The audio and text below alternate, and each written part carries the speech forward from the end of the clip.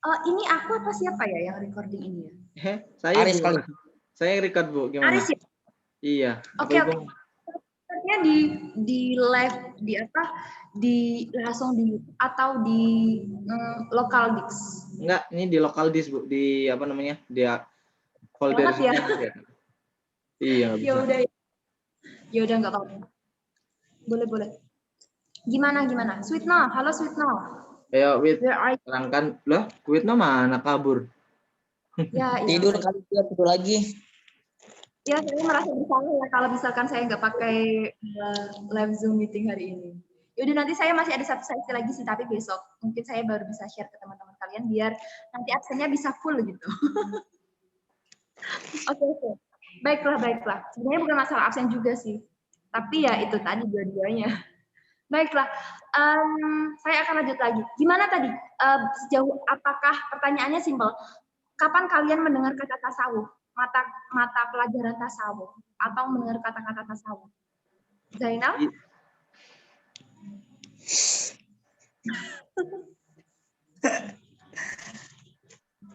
Kalau dengar masih Bu, udah lama, cuman sekadar dengar doang, nama doang gitu. Untuk pembelajaran belum sih, belum ini. Jadi dari SMP sudah dengar nama apapun ya, masuk kitab tasawuf.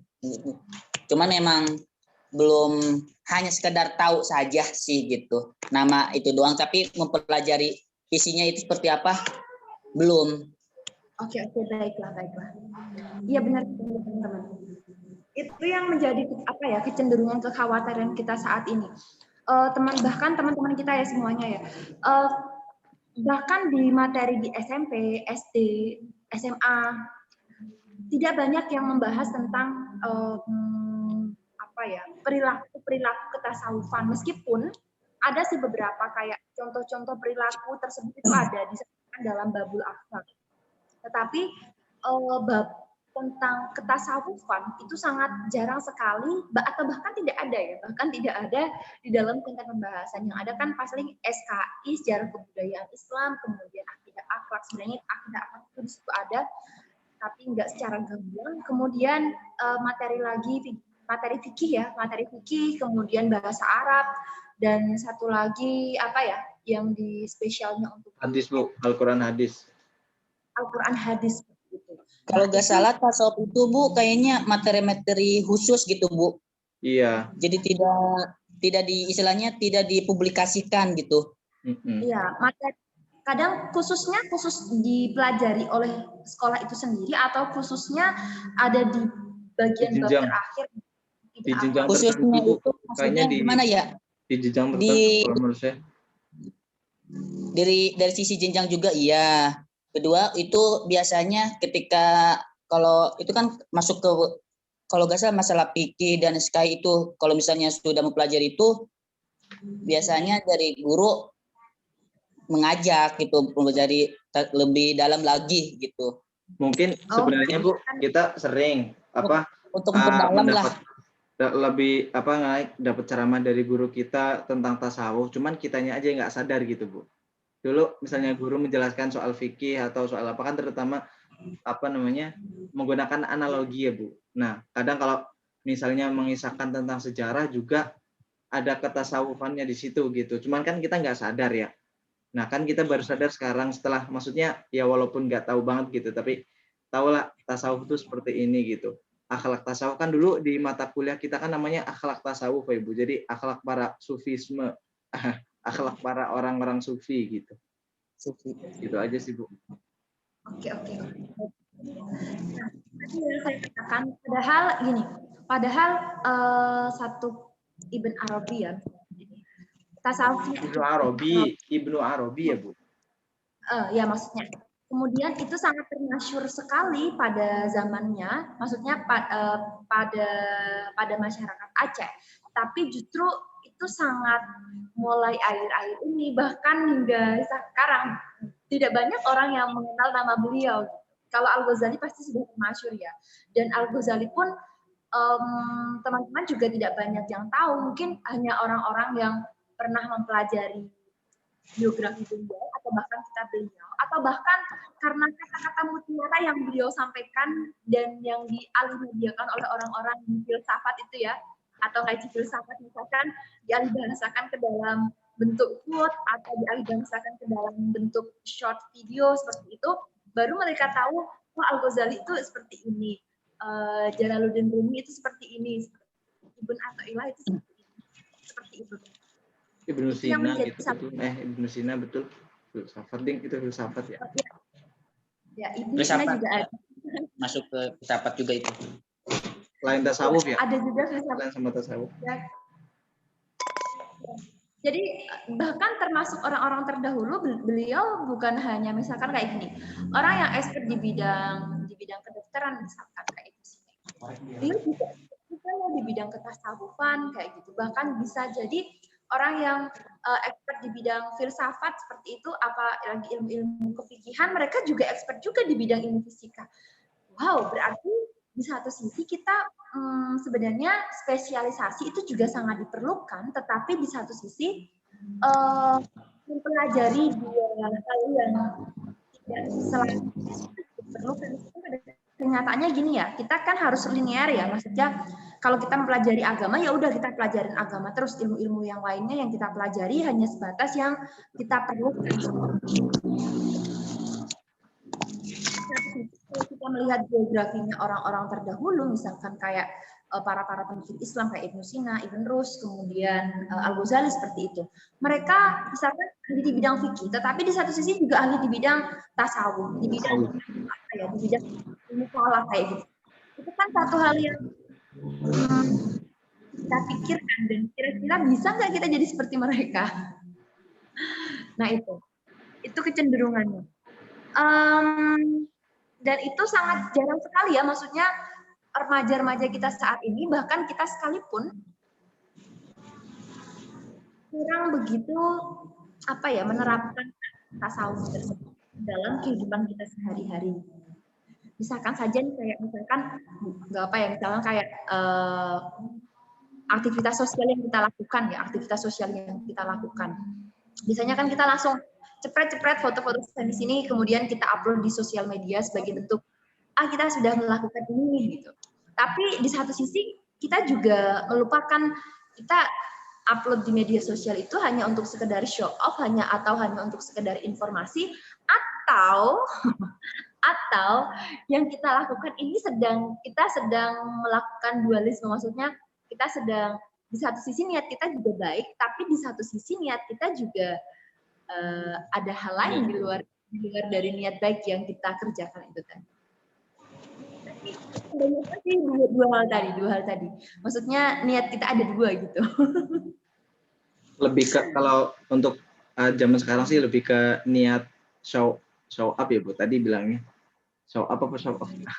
Intinya gitu. Oke. Ya lebih pengen dipandang gitu sih Bu. Misalnya kita mengunjungi tempat-tempat bersejarah tertentu bukan untuk, kalau mungkin kalau menurut pemikiran saya Bu, bukan untuk mengedukasi, lebih misalnya untuk lebih ke menunjukkan ini loh saya di sini gitu. Masih kurang untuk ini ke arah situ Bu. Karena jujur kalau ketasawufan atau kan tasawuf sama filsafat kan kayak modelnya ilmu hampir sejenis ya Bu, maksudnya ilmu ruwet gitu. Kalau saya bilang tuh ilmu ruwet gitu yang kudu pemahamannya dalam banget gitu. Jadi memang sebenarnya bagus Bu kalau diminatin, kalau misalnya belajarnya giat, tapi sayangnya itu Bu kurang giat gitu. Cuma beberapa orang yang teman-teman kita juga ada yang suka filsafat, ada yang kailah ilmu filsafat maupun tasawuf, tapi ya nggak banyak gitu Bu, karena memang mungkin orang pilihan kali yang demen kayak gitu. Kalau saya hanya sekedar baca doang, nggak mendalami banget, enggak. Oke, baiklah. Nah itu tadi ya, berarti teman-teman ya, sifat asketisme, apa ya, saya kok lupa jadi asketisme. Sifat di mana kita memang melakukan sesuatu,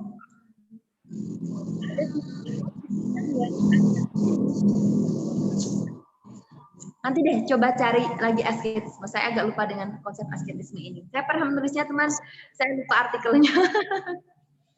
Udah 2 tahun yang lalu. Baiklah, ini yang saya sampaikan tadi. Cuman budaya-budaya seperti ini kalau kita melihat dari perbandingan pendidikan dari beberapa negara yang lain, atau bahkan di periode kita sendiri, konten-konten ini jarang sekali dihadirkan di pendidikan, spesialnya pendidikan Islam, atau bahkan di pendidikan secara umum. Oleh karena itu, saya mengajak teman-teman sih, mari kita membumikan. Maksudnya membumikan sebuah konten-konten ketasawufan, maksudnya nilai-nilai ketasawufan yang kita hadirkan juga dalam satu bentuk pembelajaran atau kita hadirkan juga dalam satu bentuk perilaku kita keseharian seperti itu. Halo, itu adiknya Zainal ya, halo. Nah, itu ya teman-teman ya. Jadi kalau kita misalkan berusaha untuk berpikir sifat-sifat sedemikian atau bahkan teman-teman menerapkan sedemikian, mungkin teman-teman tidak akan mudah cepat marah terhadap segala situasi dan kondisi yang sudah ada gitu. Mungkin itu salah satu kepemahamannya. Dan yang manfaatnya. Dan yang kedua, teman-teman bisa lebih bisa mengembangkan diri dan bisa lebih kuat lagi dalam menghadapi berbagai macam konflik. Maksudnya memaknai konflik itu bukan hanya dilihat dari masalah itu sendiri, tapi teman-teman akan selalu lebih kuat. Misalkan diterpa badai atau diterpa apapun itu, teman-teman akan lebih kuat dalam meluruskan niatnya. Saya akan mencontohkan seperti ini teman-teman. Gini, misalkan gini, ini kan ada teman-teman kalian yang nggak open cam. Ini nggak apa-apa, ini hanya contoh saja. Misalkan gini, ini ada teman-teman kalian yang nggak open cam, tapi di satu sisi saya merasa, hai, dalam pikiran hati saya mengatakan kayak gini, hai, kenapa kalian nggak open cam? Kalian nggak menghargai saya ya, sebagai seorang dosen ya.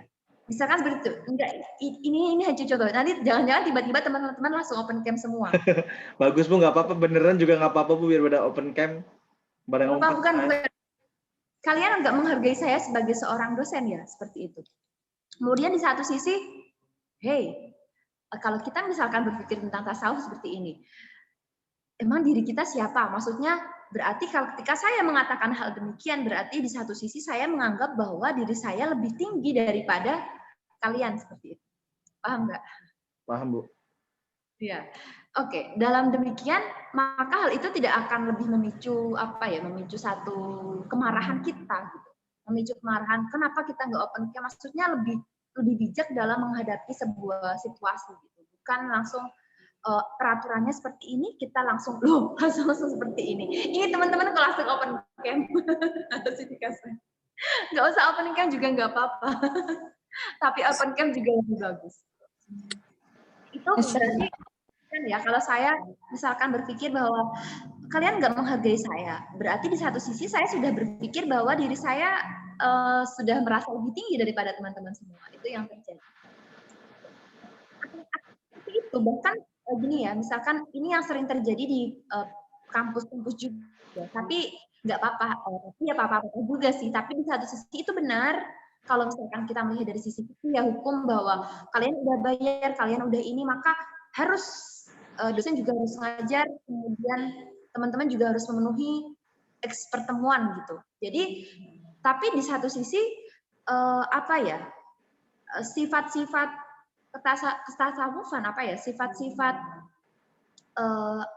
bukan adab ya. Kalau misalkan adab nanti saya dimarahin lagi deh sama ini nanti.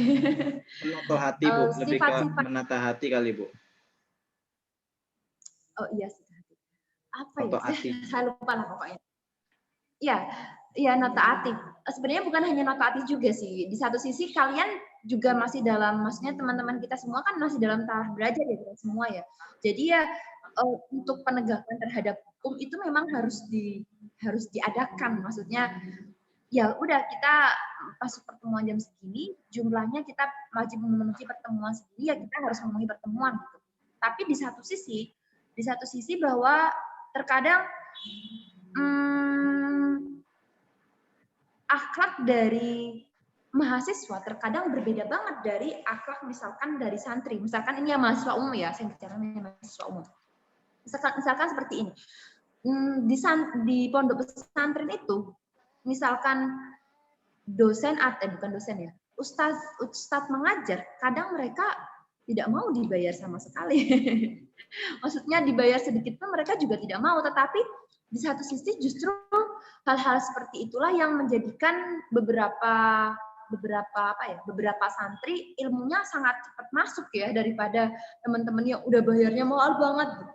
Tapi di satu sisi kalau kita melihat dari kayak hukum misalkan, justru yang kita temui sekolah-sekolah saat ini yang bayarannya lebih tinggi banget, yang banyak peminatnya, dan sementara sekolah-sekolah yang justru dibayar dengan seadanya, seikhlasnya, itu justru malah tidak berkembang seperti itu.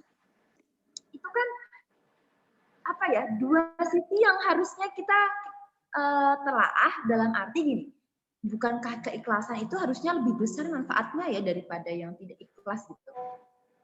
Jadi pertanyaannya adalah kalau misalkan yang bayarannya lebih tinggi tadi itu manfaatnya lebih besar, saya bisa mengambil kesimpulan sementara dong bahwa sebenarnya yang bayarannya lebih tinggi ini tadilah yang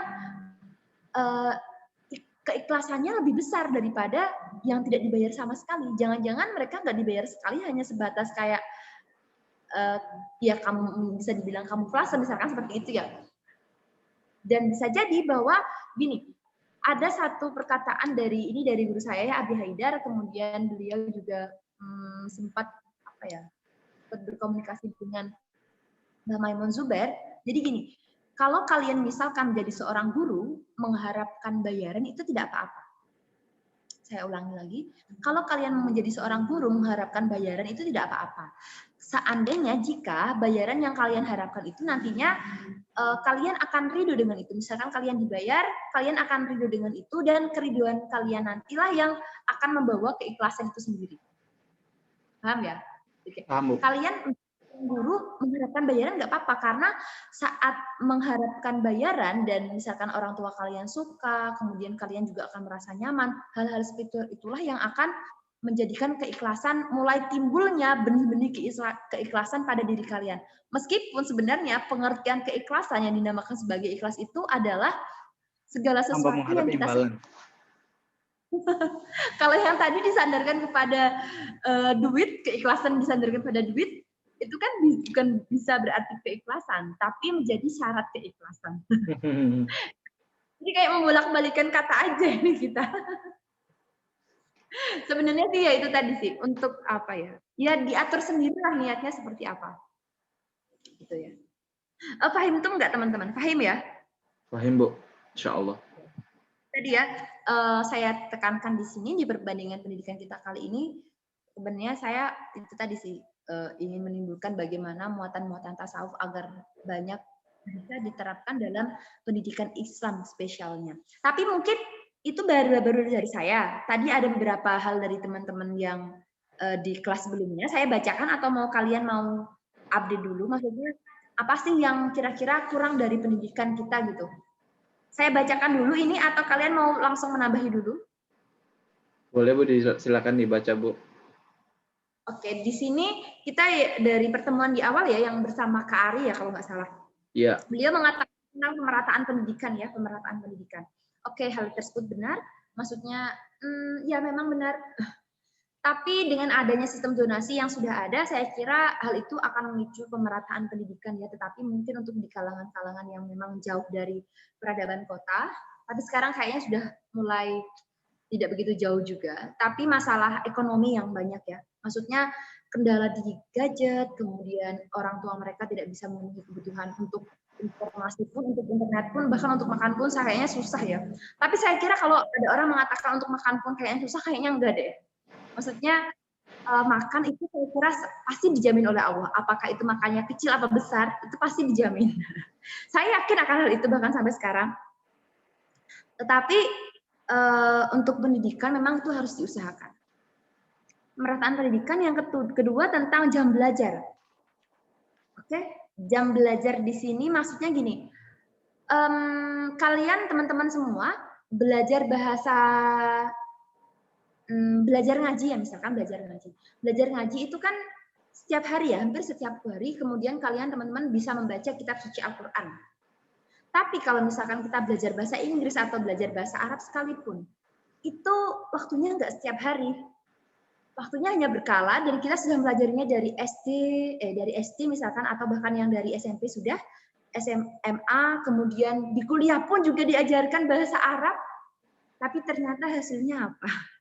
Bahasa Inggris sendiri hasilnya seperti apa? Oh no. Itu ya. Jadi masalah waktu. Saya akan memperkenalkan kepada kalian, nggak di sini tapi ada satu tokoh orientalis, misalkan kayak Mona Abasa, kemudian tokoh orientalis lagi siapa ya? Saya kira banyak ya. Jadi orientalis itu adalah orang-orang Barat yang mereka sangat tertarik, ketertarikannya terhadap dunia Islam itu sangat besar, sehingga mereka banyak mempelajari ilmu-ilmu keislaman. Oke, itu disebut sebagai orientalis. Nah, mereka ini misalkan mereka memang tidak terlahir dari keluarga yang Islam, tetapi jam belajar waktu mereka untuk mempelajari bahasa Arab misalkan atau mempelajari Al-Quran itu sangat panjang sekali. Oleh karena itu teman-teman, mumpung kalian ini masih usia 20 tahun ya, ada yang lebih, ya mumpung kita masih hidup semua lah, mumpung masih ada waktu, mari kita belajar.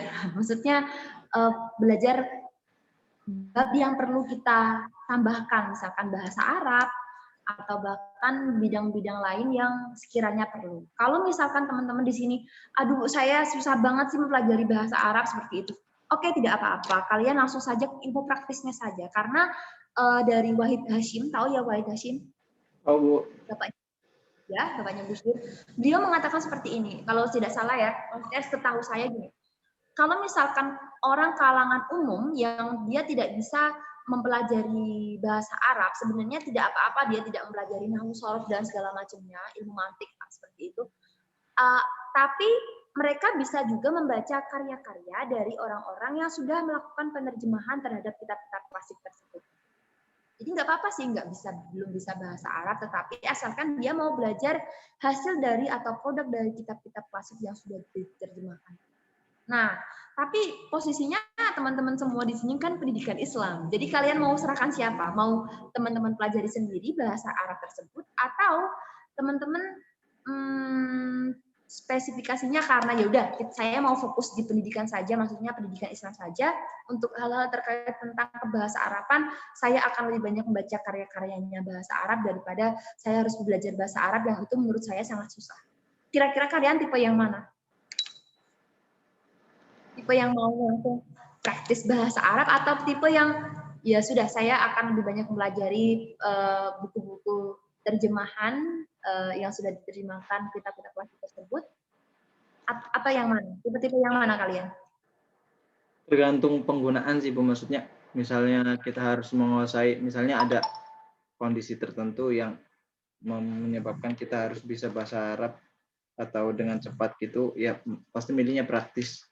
Tapi kalau misalnya mungkin dari teman-teman yang sudah belajar dari pondok pesantren sejak kecil ya, maksudnya dari kecil, itu bagi mereka bukan sebuah bukan sebuah pilihan saya harus belajar yang mana, tapi karena memang sudah menjadi kebiasaan gitu. Bagi mereka tuh pasti milihnya yang satunya Bu, opsi yang satunya gitu Bu, yang bukan yang praktis, yang terperinci, yang detail lah belajarnya gitu. Kayak teman-teman yang dari pondok pesantren di kelas kita kan kalau menjelaskan kitab, contohnya kitab kuning gitu ya, itu detail Bu. Jadi ya entah dari tata bahasa Arabnya, karena kan itu mempengaruhi arti dan makna serta tafsir yang mereka jelaskan gitu. Kalau menurut saya sih kayak gitu.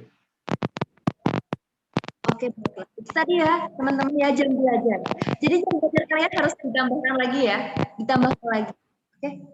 Kemudian metode, kemudian ada tambahan lagi karena di masa pandemi itu adalah partisipasi.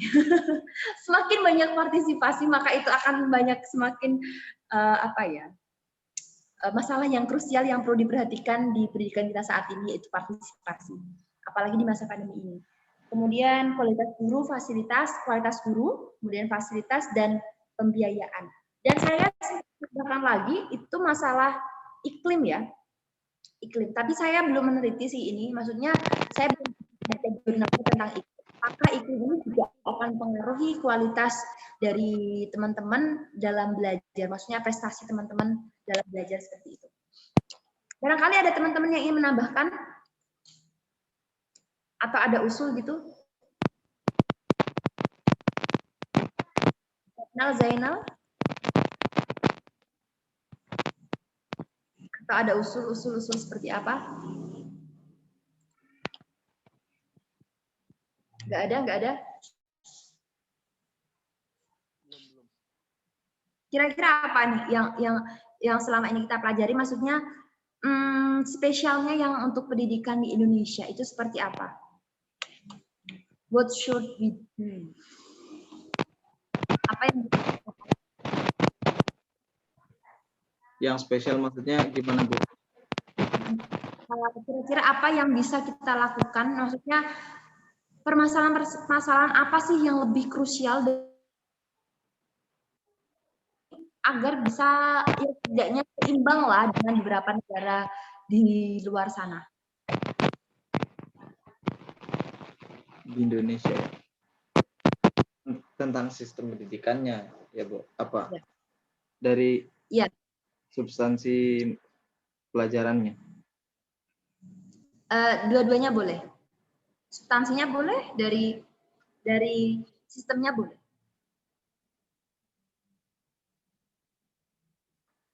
Kalau kira-kira apa permasalahan pendidikan sih, Bu, di Indonesia itu mungkin ini hanya pandangan saya, Bu, dan tidak didukung hanya didukung dengan beberapa pengamatan, tapi yang tadi Bu Nur bilang di Indonesia itu banyak sekolah mahal, tapi belum tentu yang anak sekolah di situ tuh bisa gitu, yang membayar sekolahnya itu mahal banget, bahkan bukan mahal tapi mahal banget gitu. Tapi lain dengan walaupun anak yang belajar di pondok pesantren yang bayarnya cuma seberapa gitu, misalnya 1 bulan cuma berapa ratus gitu, dengan yang di sekolah kalau zaman sekarang kan sekolah kayak internasional atau iyalah modelnya seperti itu gitu, dan mereka belum tentu kemampuannya sama dengan anak-anak yang ini agama ya, Bu, maksudnya yang terkait dengan agama, sekolah dengan di pondok pesantren seperti itu. Nah itu kadang jadi ajang untuk sekolah itu sekarang bukan pendidikannya di ini, betul-betul lebih ke ajang gengsi. Jadi orang tua yang mohon maaf memiliki uang yang banyak, pasti mereka milih sekolah yang bagus, yang mahal, karena mereka mikirnya sekolah bagus itu mahal gitu, Bu. Sekolah mahal, kebalik, Bu. Sekolah mahal itu pasti bagus gitu. Kalau sekolah murah itu jelek kayak gitu, Bu. Jadi pemikiran-pemikiran seperti itu yang menurut saya menjadi janggal gitu di Indonesia, Bu. Karena kan apalagi banyak sekarang, saya jujur sering melihat scroll dari video TikTok ya, Bu ya. Kadang-kadang tidak sengaja melihat, tapi mereka bangga dengan sekolah mereka yang mahal gitu, Bu. Mereka bangga dengan sekolah mereka yang mahal, menunjukkan dirinya bahwa di sekolah mahal, tapi bukan menunjukkan bahwa di sini tuh ilmu pengetahuannya tuh lebih tinggi, bukan, tapi lebih ke menunjukkan bahwa mereka itu punya harta yang banyak gitu, Bu. Jadi kalau menurut saya sih seperti itu, dari orang tuanya juga. Karena baiklah, contohnya itu, Bu, teman saya tuh pernah punya teman ngajar di Al-Azhar, sekolah Al-Azhar, Bu, sekolah Islam Al-Azhar. Dia pernah ngajar di sana sebentar aja, tapi komentarnya begini, kalau di sana itu guru jadi budak murid gitu. Murid itu tidak ada yang patuh sama gurunya, yang ada gurunya patuh sama muridnya gitu. Nah, ketika saya mendengar itu, loh bagaimana sedangkan guru itu ya wajib dihormatin, wajib diseganin. Nah, sedangkan di sana itu padahal kan pendidikan Islam ternama, ya, Bu. Nah, bagaimana proses pendidikannya bisa berjalan, guru itu kenapa muncul istilah guru jadi budak murid gitu kan, zaman sekarang kan aneh, Bu. Jadi ya begitulah kalau menurut pandangan saya. Oke, mungkin ini ya, saya sih nggak tahu persis ya bagaimana kehidupan di sana. Tapi yang saya pahami saat ini kan kita lebih mendekatkan pada student center, apa sih namanya bahasa Inggrisnya? Jadi pembelajaran yang berpusat kepada siswa. Jadi sebisa mungkin kita juga mengikuti perilaku siswa. Maksudnya kita menyesuaikan terhadap perilaku kesiswaan tersebut. Bukan hanya kita sekedar kita menjadi sosok yang harus dihormati pada sebuah lembaga pendidikan atau dalam satu kelas tertentu. Jadi sekarang memang sistemnya seperti itu gitu. Siapa Aris gitu. Nah, itu di satu sisi hal itu juga wajib untuk kita apa ya, grow up, untuk kita kembangkan. Tapi di satu sisi siswa pun juga tetap harus diajarin, bukan harus diajarin ya, juga harus disampaikan bagaimana adab-adab siswa terhadap siswa seperti itu. Itu yang saya tangkap ya, mungkin Aris Syarifudin, karena itu tadi ya, mungkin yang diterapkan Al-Azhar itu lebih kepada pendekatan terhadap siswa. Jadi gurunya pun juga harus menyesuaikan bagaimana situasi kondisi siswa saat itu. Karena kita kan basicnya kan kepada student centered. Karena dulu kan pada teacher centered ya, maksudnya guru sebagai sosok yang menjadi pusat dari semua ilmu yang ada. Seperti itu. Tapi tadi harus disampaikan ada siswa terhadap guru, ada guru terhadap siswa, itu harus tetap dibudayakan. Bahkan ada guru dan siswa terhadap ilmu, oke? Ada guru dan siswa terhadap ilmu. Tapi kalau ruang diskusi, ruang forum itu bisa langsung show up saja. Maksudnya kalian bisa speak up macam-macam itu. Adab kita terhadap ilmu, anggap saja adab kita terhadap ilmu gitu ya. Tapi kalau ya. misalnya student center ya Bu, kita sebetulnya student center gitu. Tapi kadang di pemikiran saya itu guru itu kalau menurut saya bukan saya ini di posisi bukan saya sebagai guru ya Bu, tapi saya sebagai murid gitu. Kadang misalnya guru tidak dihormati itu rasanya kita sebagai murid tuh gimana ya? Karena diajarin dari kecil tuh begitu gitu Bu. Apakah itu memang zaman berubah kemudian pola di sistem pendidikannya berubah, kan adab tidak bisa maksudnya adab ya tetap adab guru sama murid, walaupun misalnya di kelas itu kita anggap sebagai teman atau ada batasan-batasan dan ada ininya. Nah itu Bu yang kadang bikin kita itu bingung gitu. Kadang loh kok gitu apakah karena perubahan zaman jadi begini gitu. Kan sedangkan kan saya juga heran Bu melihat anak-anak zaman sekarang yang ke gurunya kok enggak. Ya gitulah. Bukan kita merasa alim bahwa kita itu hormat sekali pada guru ya Bu, tapi karena dari zaman kita semua kecil itu kan pasti diajarin ke guru itu ya hormat, sopan, santun, kalau bisa lewat itu nunduk misalnya, atau enggak misalnya paling misalkan salam gitu. Zaman sekarang tuh enggak. Dia ada termasuk keponakan saya Bu, itu padahal dia ngaji juga, tapi karena memang ya itu harus di benar-benar ini dikasih tahu.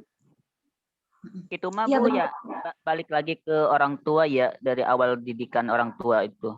Terkadang apa yang kita lakukan di sekolah maksudnya sudah sesuai dengan SOP lah istilahnya gitu.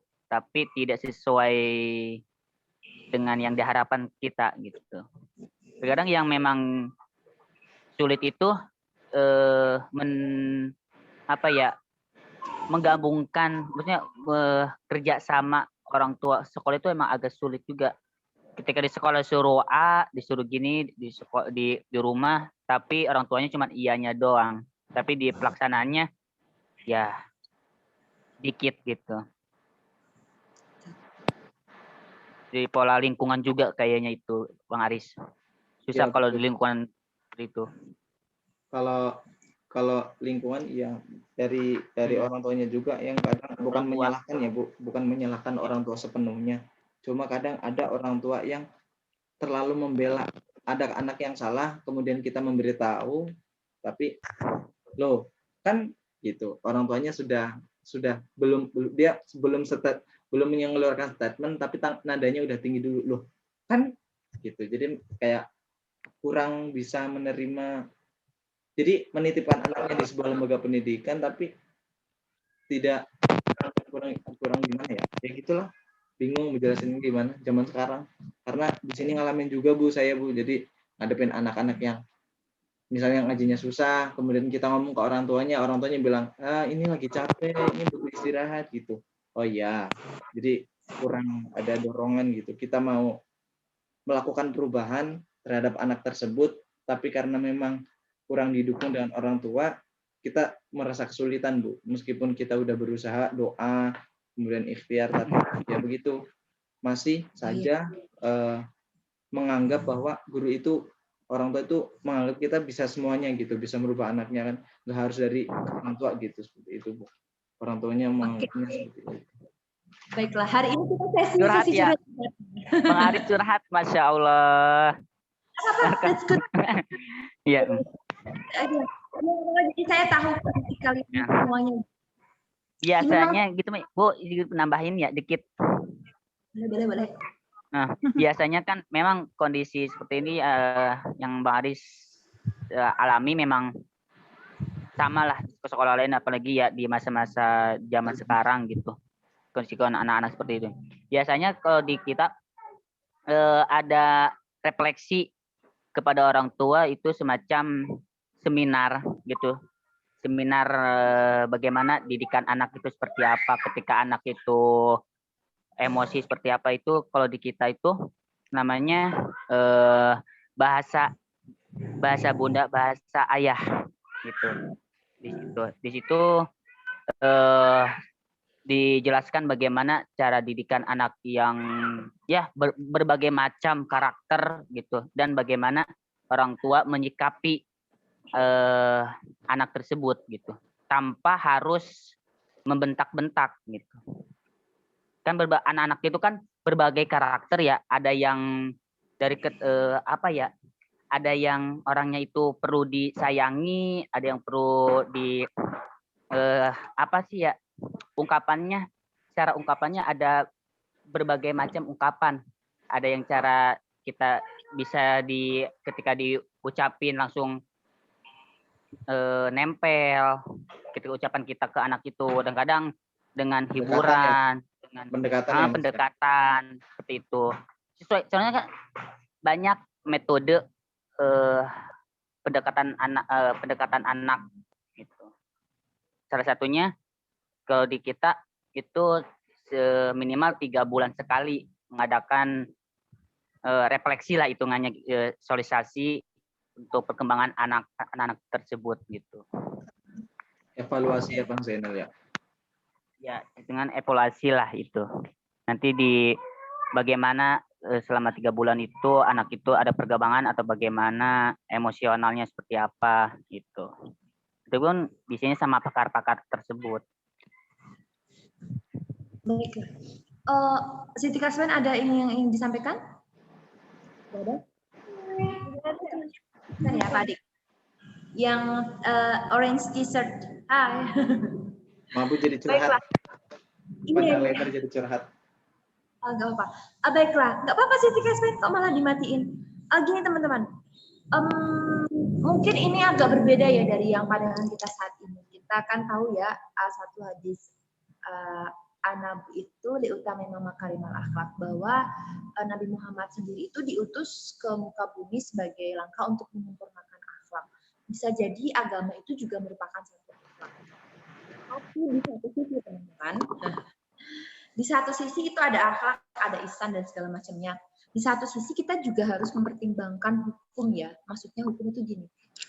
Peserta didik itu kan orang yang wajib kita ajak untuk dididik ya. Kita ajak untuk dididik dan mereka juga memiliki hak untuk dididik, dan kita juga memiliki kewajiban untuk mendidik. Oke? Kewajiban mendidik dan mereka memiliki hak untuk dididik. Permasalahan bab akhlak bisa jadi meskipun tadi ya anak betul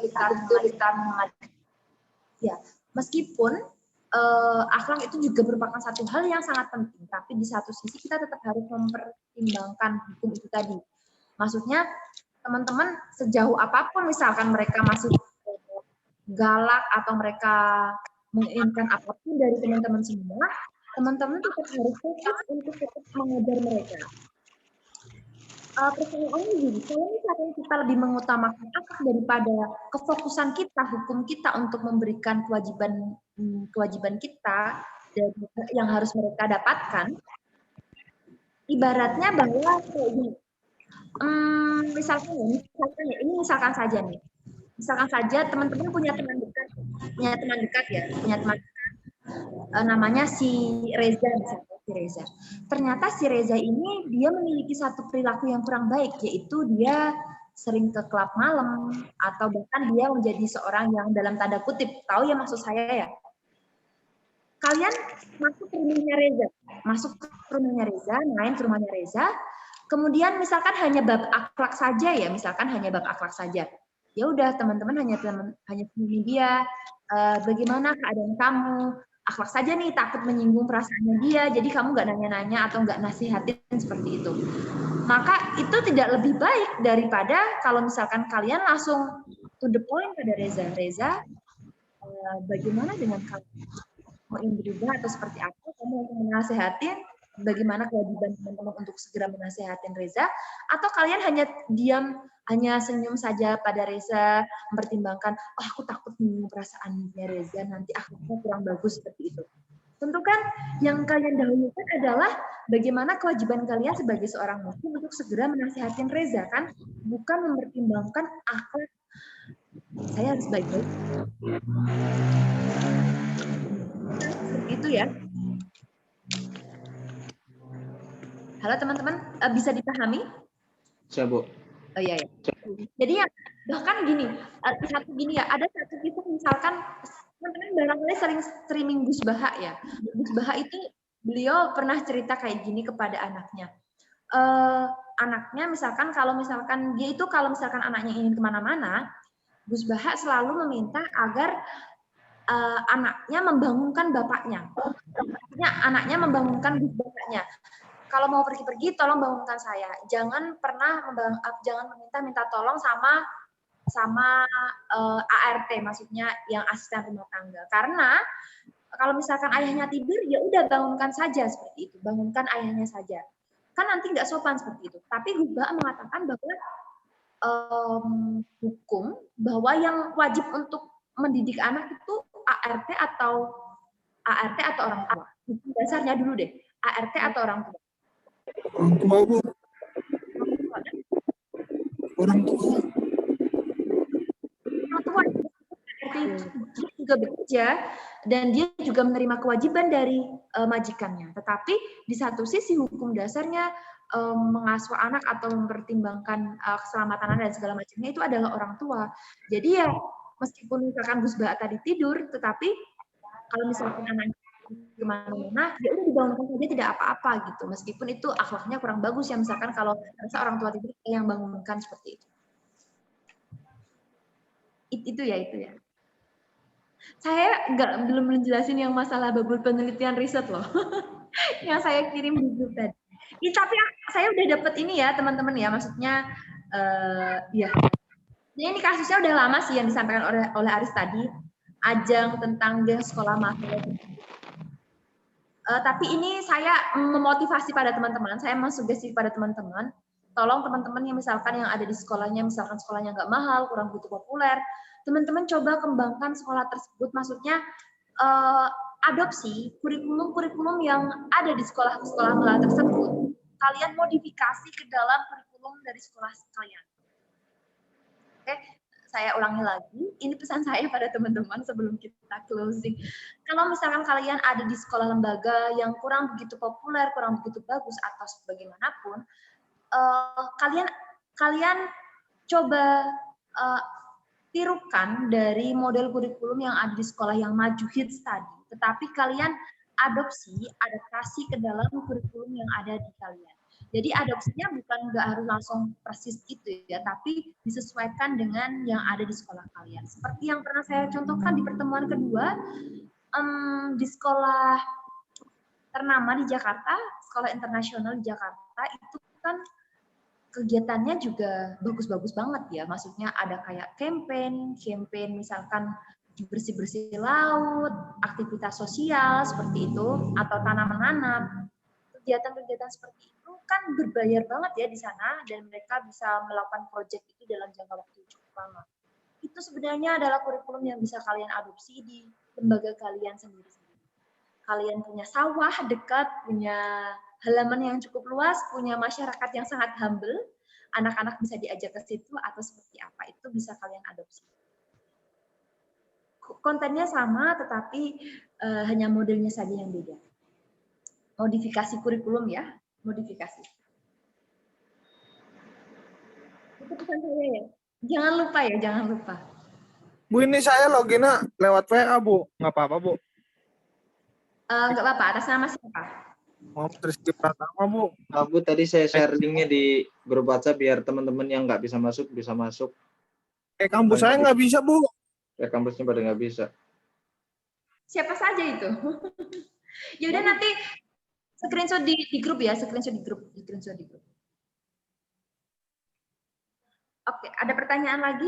Ini refleksinya cuma 2. Dan pesan saya yang terakhir, tumbuhkan jiwa riset di kalangan anak-anak sekalipun. Ya, ikutkan mereka dalam ajang akademi apa ya, kayak kegiatan-kegiatan ilmiah gitu.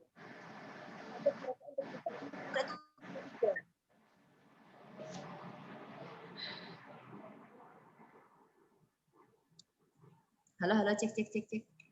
Kenapa, Ada Bu? lagi? Ajak anak-anak untuk riset meskipun itu kecil-kecilan, riset penelitian. Meskipun itu kecil-kecilan ya. Misalnya, Bu? Misalnya kayak coba kamu amatin, misalkan ini spesialnya misalkan kalau ngajar teman-teman ngajar di SMA gitu ya. Contoh misalkan mengajak mereka, tolong dong buat karya ilmiah, maksudnya karya ilmiah bagaimana sih perilaku keagamaan di rumah sekitar rumah kalian, apakah banyak orang juga yang melaksanakan sholat 5 waktu atau tidak, seperti itu. Kalau misalkan anak SMA.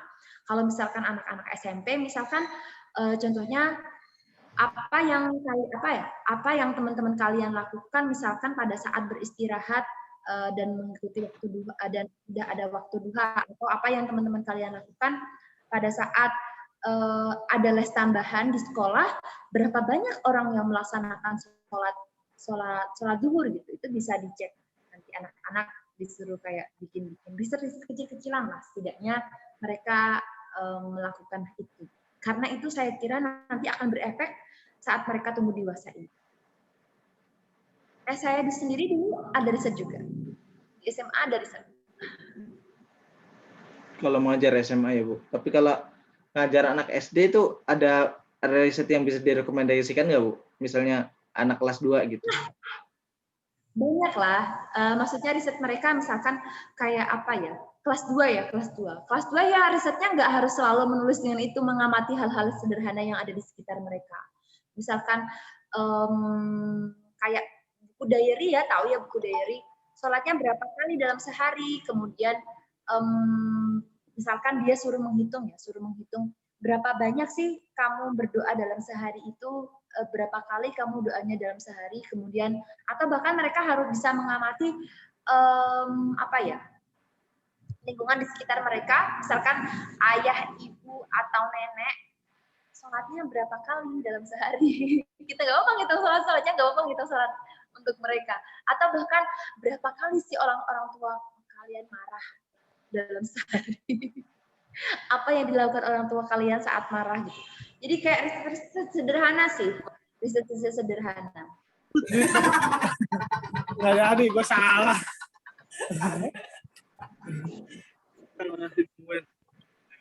Oke.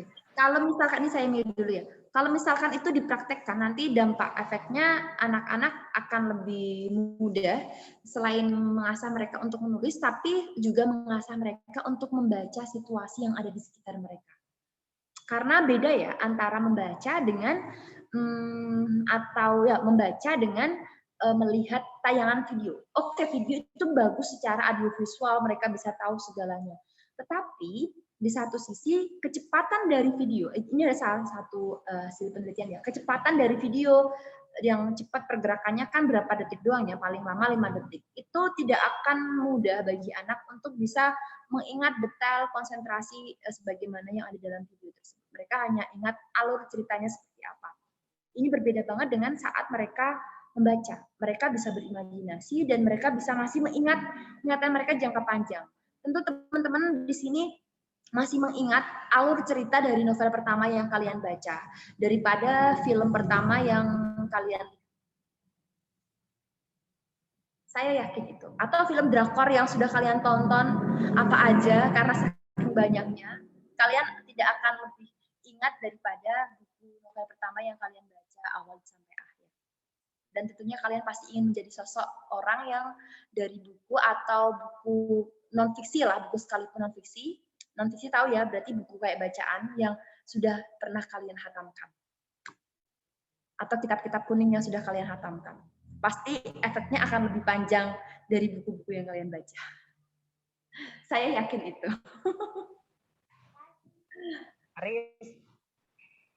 Haris. Ada lagi? Itu yang Ibu mohon maaf kepotong. Iya, ya, boleh. Udah kok, udah. Kan tadi Aris nanyakan ketika maksudnya mengatasi anak-anak yang ya sekarang gitu banyaknya tidak menghormati guru gitu ya.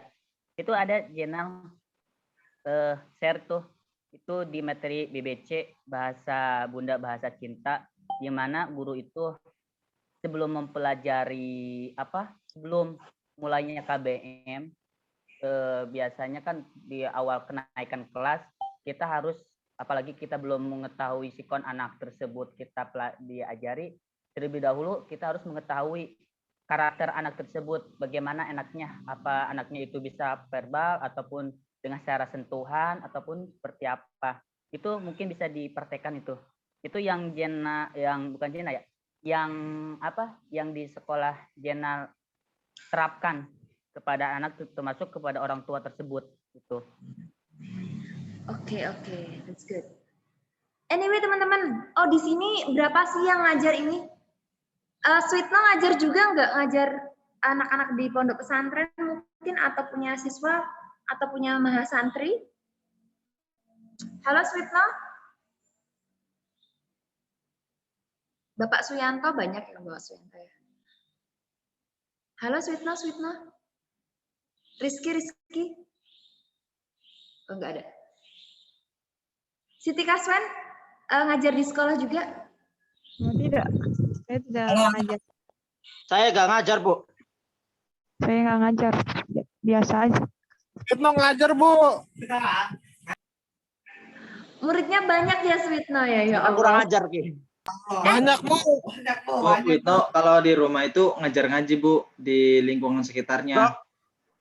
Jadi Bohong. ya, jadi guru ngaji. Tapi kalau di rumah, kalau di Jakarta, Kalau di kampung lah, Bu, baru. Kiai, Bu. Insya Allah, Bu. Oke. Kalau misalkan muridnya ada yang dari, maksudnya kalau ngajarnya kitab kuning, misalkan ngajarnya apa ya, Al-Hikam deh. Al-Hikam deh, nggak apa-apa deh Al-Hikam. Kalau Sweetno ngajar Al-Hikam, saya boleh dong ikut streamingnya. Berat. Al-Hikam itu biasanya Bang Ahmad. Bisa tuh. Jangan Bang tawadu, amalkan yang telah kau pelajari, apalagi kamu tinggal di PBNU. Bener gak, Bu? Jangan malu-maluin, Al. Lu kali yang lebih bisa. Iya, saya mau join live streamingnya. Mungkin bisa di join di space di Twitter atau apa gitu. Masih Witno, Bu. Banyak channel. Abah Aris tuh, Bu, yang biasa ngaji. Iya, teman-teman yang lain ya. Kalau ada info Al-Hikam ya, yang moderat juga nggak, yang moderat sih. Cari yang moderat ya. Kalau ada info Usulil Al-Hikam. Abzar, Bu. Saya belum hatam soalnya. Gimana? Usulil Abzar. Oh, bukan Al-Hikam. Gus Udil itu Ihya Ulumuddin sama Al-Mishkat. Oh Iya, iya. Ihya Ulumuddin sama Al-Mishyar ya, kalau nggak salah. Kalau Al-Hikam enggak. Beliau gitu aja. Itu ya, kan kalian ada channel ya, yang Al-Hikam. Saya sih ada Fahrudin, tapi Cuman saya belum tahu beliau background-nya seperti apa, latarnya seperti apa. Kalau yang tasawuf saya udah dapat beberapa. Harus selektif ya. Sekarang kan kita ngajinya udah bisa kemana-mana dong. Tapi tetap harus baca biografi dari narsumnya dulu ya teman-temannya. Jadi harus tetap hati-hati. Harus diperhatikan terus ya Bu. Perlu diperhatikan. Background-nya harus kita perhatikan dulu. Kalau nggak apa-apa sih, boleh ngaji semuanya, tapi ya tetap selektif lah, tetap selektif kali. Kan mahasiswa PAI. Unusian lagi ya. Masya Allah. Apalagi Fitno, Bu. Masya Allah. Oh iya. Jelas Fitno. Baiklah teman-teman, sebenarnya masih ada satu lagi, nanti kalian baca-baca saja yaitu ya. Saya juga mohon maaf segala kesalahan yang sengaja tidak. Mungkin besok saya mau ngadain satu pertemuan lagi, tapi untuk teman-teman yang absennya masih kurang atau seperti apa, kalau jadi, kalau enggak jadi. Kayaknya masih banyak yang kurang.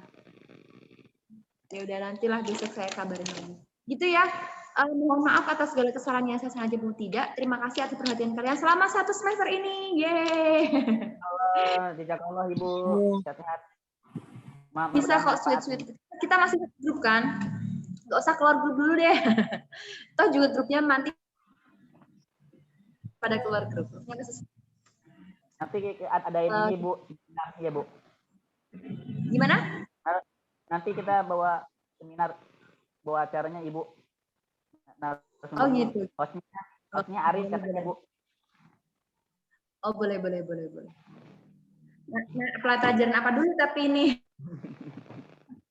Spesial bidang saya ya, jangan di luar bidang saya. Oke, baiklah. Terima kasih. Mohon maaf kalau kesalahannya sengaja tidak. Wassalamualaikum warahmatullahi wabarakatuh. Waalaikumsalam warahmatullahi wabarakatuh. Thank you, Sweetno. Zainal Sitika